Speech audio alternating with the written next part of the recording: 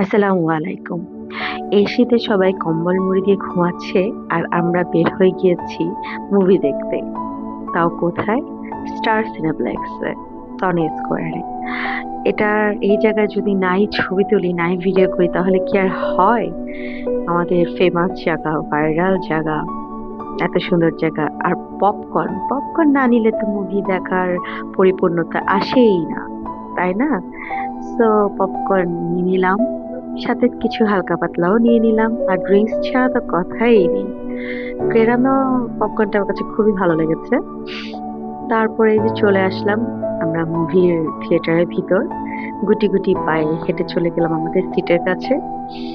তো মুভিটা অসম্ভব ভালোই লেগেছে। বাচ্চাদের হলে কি আছে, সবাই পছন্দ করেছে। তো সর্বশেষ বিদায়ের পালা। তো বিদায় নিচ্ছি।